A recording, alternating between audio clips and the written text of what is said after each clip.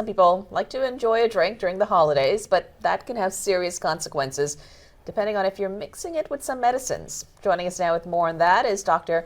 Courtney Austin, an LSU internal medicine and pediatrics physician. Good morning. Hi, good morning, Liz. Good This to see is you. such a good topic. Good to see you too, because so many people aren't familiar with, the breakdown of medications unless you're a doctor. I mean, Yeah. how prominent is this that you see people mixing the wrong things leading to the emergency room? It absolutely happens every day. We see it both in the emergency room and in the clinic.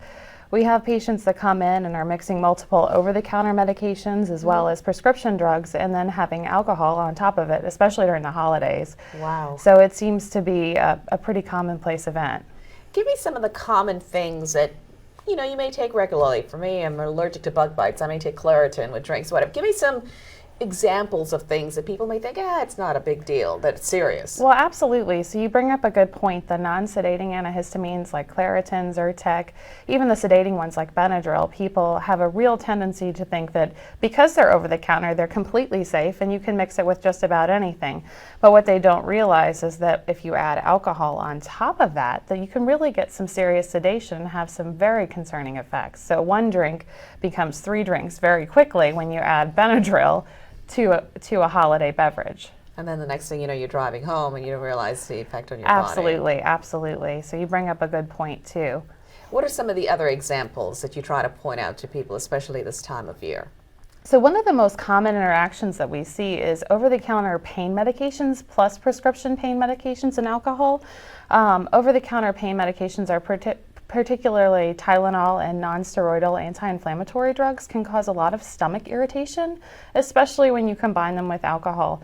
The most serious complication that we see from that are stomach ulcers and bleeds, but you can also see damage actually to the liver. And how would that manifest itself? What symptoms would you have if you've been doing this but you're not aware of the impact it has on your body? So typically the first symptom that people will have is indigestion, which is a pretty common symptom during the holidays, as you know.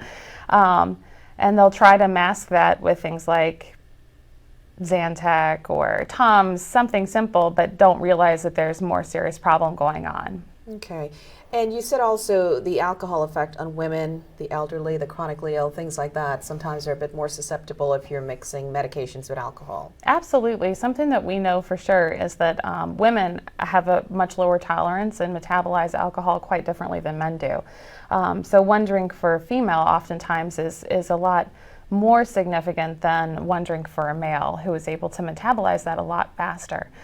People with chronic medical conditions and people who are older are often on multiple medications and don't think about the interactions between those medications and an alcoholic beverage. And my last question to you, so what then is your advice? I mean, not everyone's a doctor. What's your advice?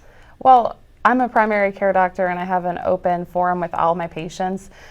We talk very freely about alcohol use and all of the medication side effects that they experience. So I say talk to your doctor. If you have any kind of questions about that, we're more than happy to help. And I know it's something that we address in our clinic every single day. And how important is it to read the fine print on those medications when you pick them up over the counter? It's definitely important to read the fine print. And if you do have a question, don't hesitate to either call your pharmacist or your doctor. However, don't let the fine print scare you.